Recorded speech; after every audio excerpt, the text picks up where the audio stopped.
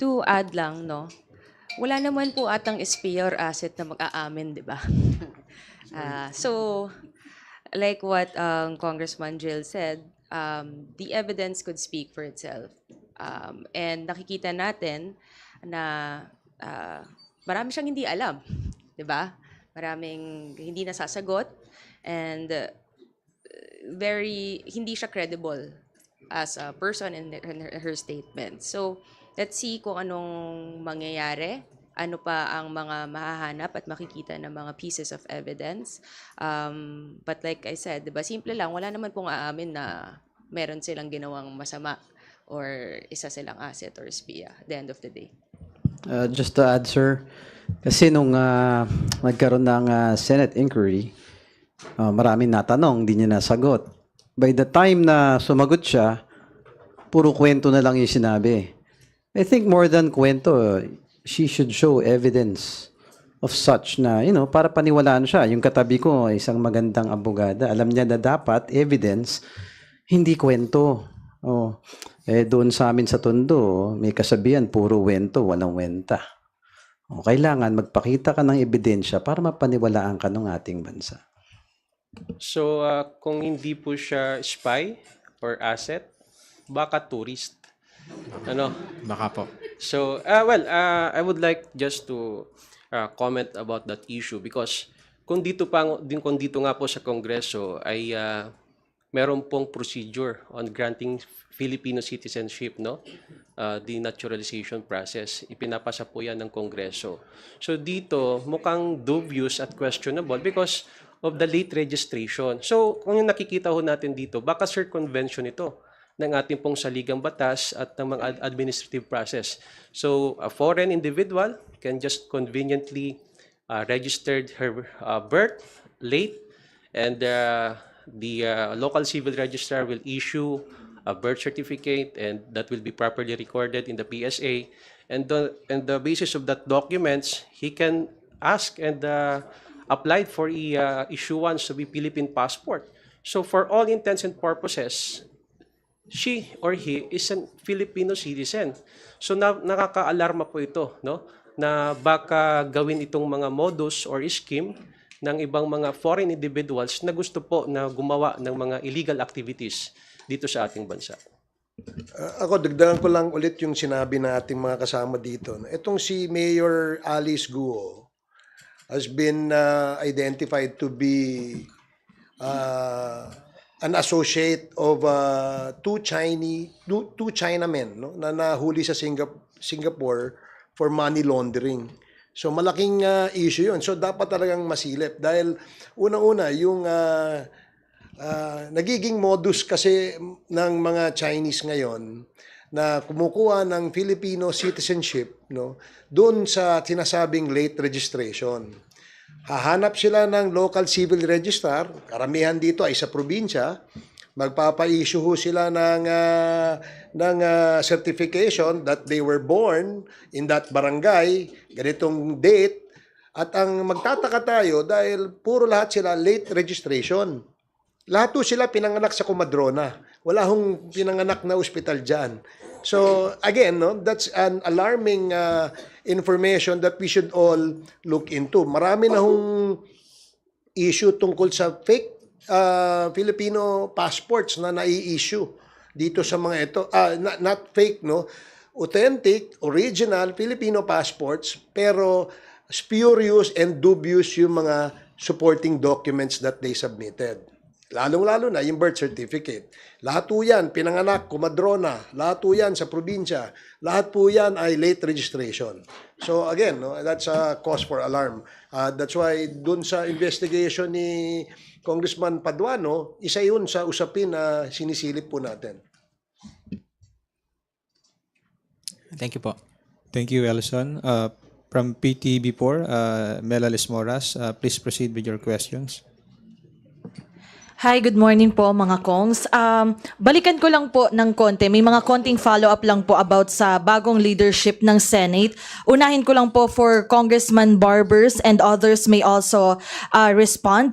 Sa tingin niyo po, ngayong iba na yung liderato ng under Senate President Chis Escudero's leadership, Sa tingin niyo po, matutuldukan na or tatapusin na yung hearing sa Senado about PIDEA leaks? Well, sa tingin ko, tapos na yun eh. Kasi yung mga inimbitan nilang mga resource persons, they were caught lying. And because they were lying, they were cited for contempt. So, bakit natin in-entertain yung mga kasinungalingan nitong mga to? So, dapat talaga, sa tingin ko, matutuldo ka na yan at mawawala na yung usapin na yan. And do you share po kasi kahapon, nabanggit din po dito nga sa press ko ng Kamara na about time na mag-public apology si Senator Bato de la Rosa kay Pangulong Marcos. Do you share the same sentiment po given na yun nga nasabi niyo po na na-contempt na, nakitang nagsisinungaling? Ano po kaya yung dapat maging closing nito given na ang dami nilang beses na pagdinig at yun nga paulit-ulit na nadrag yung pangalan po ng presidente? Well, bigyan natin si Senator Bato ng pagkakataon na kung ano yung kanyang susunod na aksyon, no? Whether siya ay mag-apologize or hindi, nasa sa kanya po yan, no? But the fact remains that wala hong nakuhang matibay, mabigat na ebidensya doon sa hearing na nangyari. For the reason na lahat po o karamihan doon sa inimbita, nagsisinungaling. At no less than the committee chair has stated for the record na nagsisinungaling siya kaya nga sinight niya for contempt, no? Yung sinasabing Morales for fabricating stories, pati na rin yung isang na detain ngayon at lahat sila ngayon naka-detain sa Senate. So again, he is my counterpart in the Senate. He has his own probably way of handling the committee. We'll just wait whether the chair would write a committee report and see ano yung nakalagay doon sa committee report. Pero para sa akin, sa aking paniwala, dahil sa nangyari kahapon na sinight niya for contempt itong mga nagsisinungaling na mga resource persons, yan na ho yung katapusan ng hearing na yan sa aking paniwala. And another lang po for Madjo Manix naman and others can also answer. Kasi isa po sa mga priority nga ng Kamara na mismo si Speaker Romualdez yung nagsabi yung pag-amyenda sa rice tarification law. Under this leadership, sa tingin niyo po ba maihahabol kaya ito? Hindi man bago ngayong sinidie break pero may papaspasan na kaya yung pagpasa nito and other important measures na pinahalagahan ng Kamara? Yes, optimistic kami that with the new Senate leadership under Senate President Chis Escudero, uusad na yung mga priority bills, especially yung sa rice tarification law. At meron pa kaming hinihintay sa kanila yung budget modernization bill, which we are also very thankful to the former Senate President Mig Subiri na umusad sa committee and hopefully with the new Senate leadership under Senate President Chis Escudero, matapos na po itong budget modernization bill at meron pa kaming hinihintay na National Defense Act. So hopefully yung rice tarification law, amendments to the rice tarification law, yung budget modernization bill, yung National Defense Act at yung amendments to the EPIRA law mapasa with the new Senate leadership. Thank you, Mela. Next question from Earl Tobias of IBC 13. Good afternoon po, good congressman. Sigunduhan ko lang po yung doon sa gentleman's agreement proceedings. Kanina po pinabulaanan ng dating former executive secretary and then former defense secretary na may nangyaring gentleman's agreement. So, ang problema, binubusisi po ng komite ngayon na yung nabanggit din na 2013 commitment daw na naabutan lang daw ng dating administrasyon, specifically sinabi po ito ni Ex-Secretary Medeldia, no, na hindi pwedeng i-repair yung BRP Sierra Madre at may kasunduan daw na pagkain at tubig lang pwedeng ipadala doon. And ironically, nabusisi rin po ni Representative Rog, no, na within 2016 and 2021 or 2019 ay walang nangyaring repair. So pinapa-verify po kung ano itong 2013 agreement, but what does it mean po regardless if totoo to or hindi?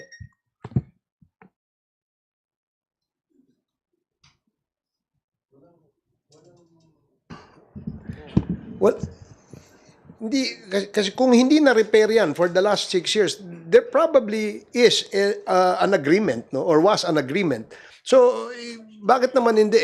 Taon-taon po nating nire-repair, nire-resupplyan natin ho yung mga taong bantay natin dyan. So, yun nga. And in fact, that's the reason why merong tayong ginagawang inquiry tungkol dyan sa usapin na yan. But as of today, no, yung mga naimbitahan nating resource persons ay parang pilit na sinasabi na wala naman hong secret agreement. So let's see what will happen in this hearing today. Last na lang po, follow up from me. With that in context po, sinabi naman po ni Chair Neftali Gonzales no, na kung yung 2013 agreement, kahit na medyo ma-instability pa nga dahil wala ring dokumentong magpapatunay nito, sinabi niya na therefore with our sovereign rights na inaward naman noong 2016, regardless kung ano yung 2013, ay we are not bound by it kasi nanalo nga po tayo sa arbitral ruling ng 2016. Any comments lang din po? Tayo ay naninindigan at susunod doon sa 2016 arbitral ruling tungkol dyan sa usapin na yan. Bilang isang bansa na membro po ng United Nations, tayo po ay rumerespeto, no, sa mga pulisiya at lalong-lalo na ho yan doon sa arbitral ruling ng Hague, no, tungkol dyan sa usapin sa West Philippine Sea.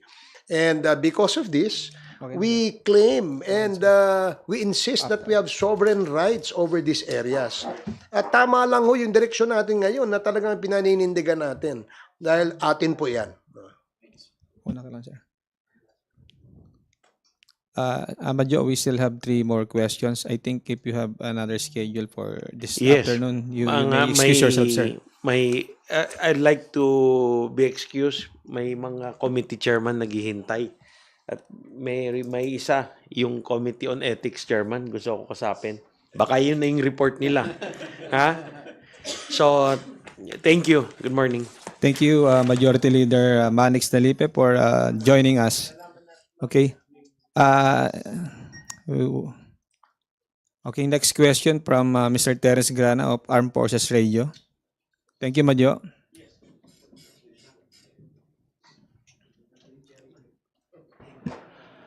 Good afternoon, mga kongs. Yes, the National Security Council has announced that it is collecting evidence to file new cases against China over Beijing's illegal actions in the West Philippine Sea. Do you support this move? Yes, sir, of course. Any evidence that will help our case against a bullying country, makatutulong po sa ating paglalaban sa ating soberenya. And talagang nakakatuwa yung ginawang move ng ating Pangulo, katulad ng binanggit ko kanina, yung presence natin sa West Philippine Sea is a strong message that sends to China and to the entire world that we will not cower to bullying.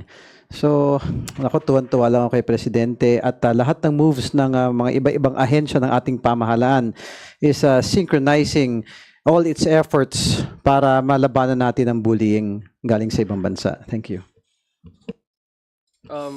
Well, just to add, I guess we are already tired in the diplomatic approach, asking the China to stop this and stop that.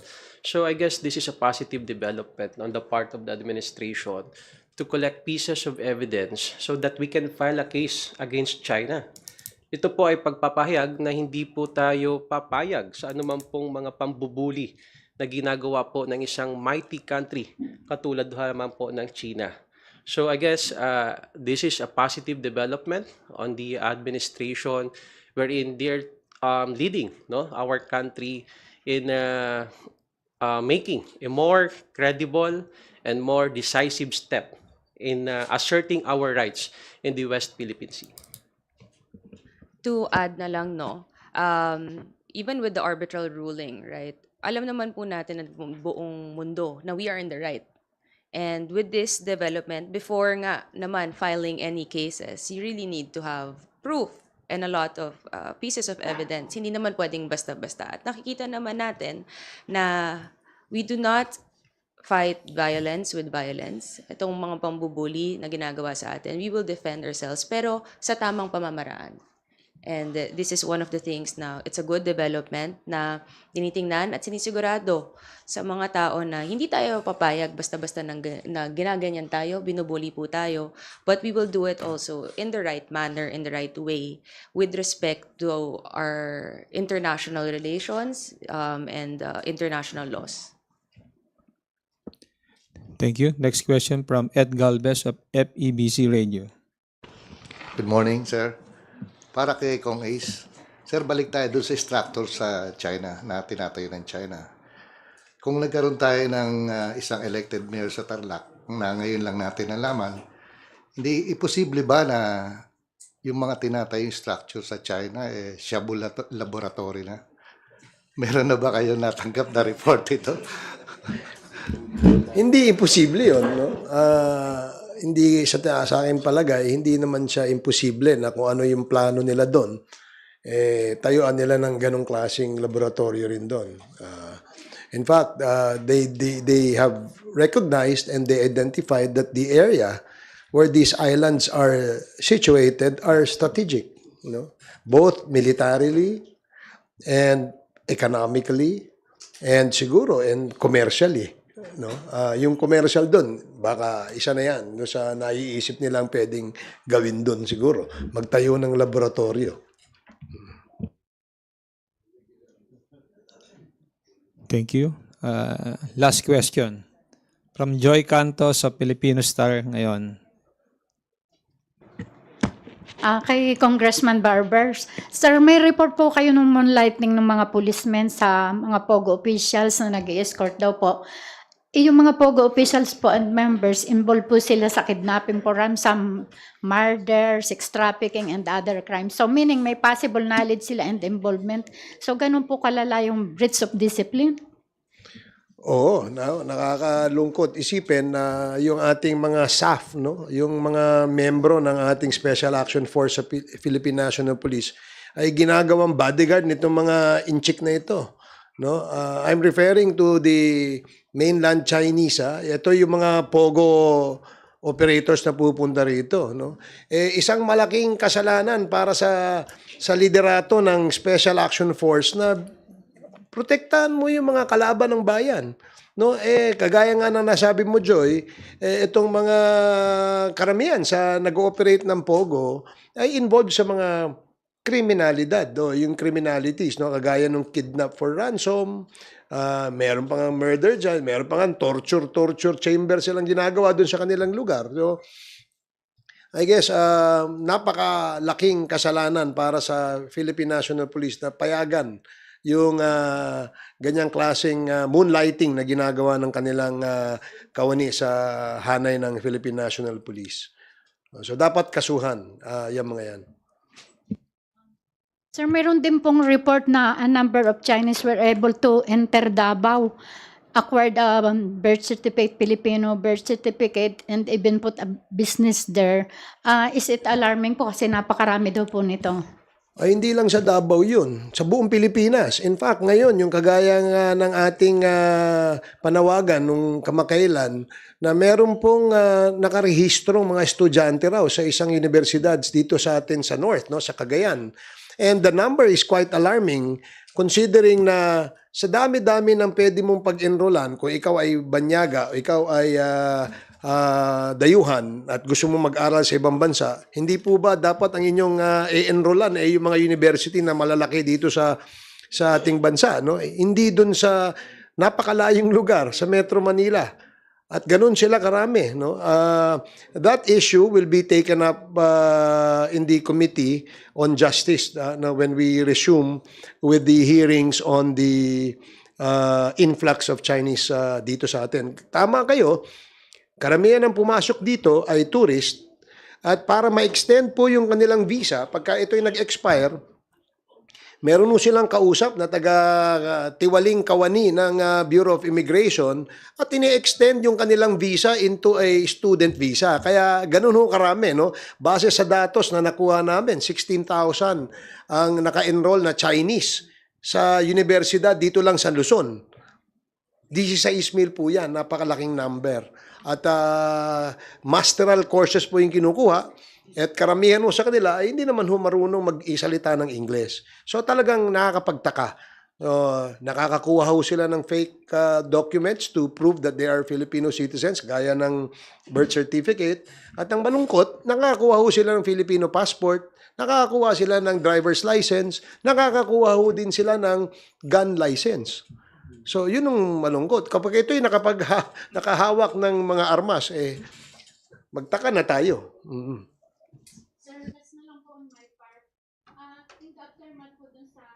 In the aftermath po dun sa changes sa leadership ng Senate, how solid naman po yung mga House members and mga leader natin sa leadership ni Speaker Romualdez. Kasi po yung before, yung attempt to oust him in office was nip in the bud.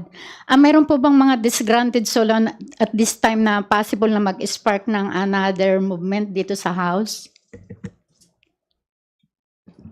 Malabo hong mangyari yan, no? You will see in the results of our voting, no? Those bills that we pass on third reading dito sa plenaryo ay bills that are administration sa priority bills, no?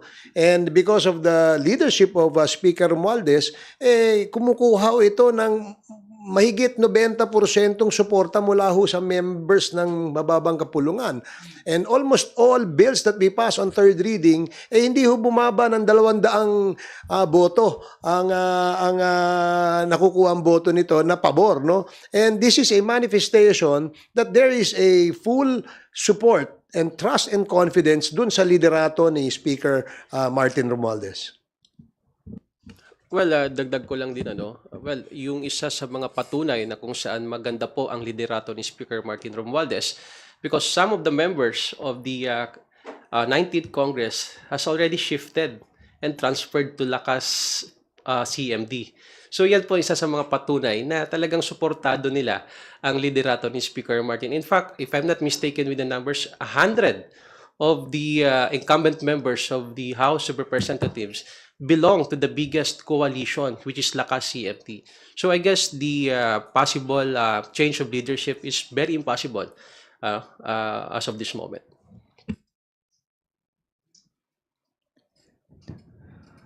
Thank you, Joy. We invite our honorable guests to share their closing remarks. If you have any, sir. Ito mga katabi ko, parang mga anak ko na ito eh.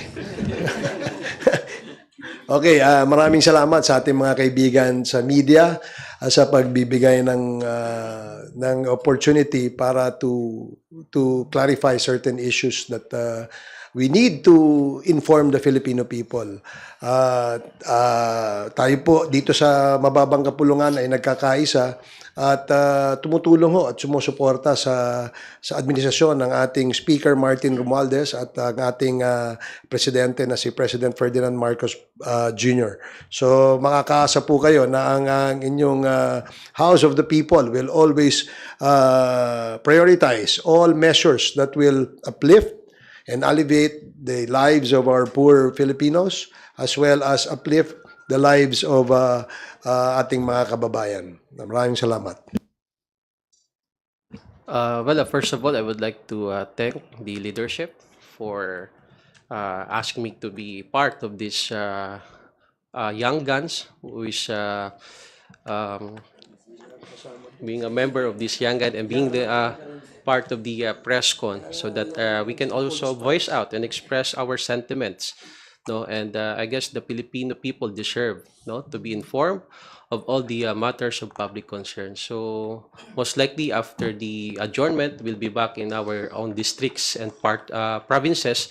So we'll be doing some constituent work. So mamimiss ko po kayo lahat. Salamat po. Thank you again, friends from the media. Rest assured that the House of Representatives is always doing its best No, bilis kilos kami dito. As you can see na lahat ng LEDAC priority bills ipapasa agad. At on a less serious note, bukas po birthday ko. Happy birthday, sir. Thank you. Hindi, thank you. Kung hindi po kalabisan, kasi meron po kami dun sa distrito namin, sa Tondo, meron kaming isang kalsada dun, ang tawag Ugbo. Marami sa inyo nakakaalam na nun. At siguro birthday wish ko na mabisita nyo yung distrito namin. I'm really promoting yung tourism dun sa aming distrito. Maraming mga taga-ibang lungsod ang bumibisita para matikman ng lutong Tondo. At I'm inviting you na kung magkausap-usap yung mga friend from the media na siguro isang araw I can sponsor kayong lahat na ma-tour ko kayo doon. Thank you, sir. At tsaka, on the last note po, meron po kaming Ugbo rin version dito sa may BGC. It's mas social na version. You can just go to BGC. Meron po tayong restaurant dyan. It's called Ugbo. I-waze nyo lang, pumunta kayo dyan. At kung gusto nyo naman na mag-set up din kayo ng isang araw, sasamahan ko kayong lahat para matikman nyo ang lutong Tondo. Kaya again, maraming salamat sa friends from the media. May palibre si Kong Ernix. To everyone, to all our friends in the media, again, thank you. Halos every week naman po, nandito tayo yung next natin pagdating na ng SONA. But rest assured, dito kami sa house, sa lower house, work will never stop. So we have the last 2 session days. Binibilisan po namin lahat ng pwede namin magawa sa mga iba't ibang committee hearings.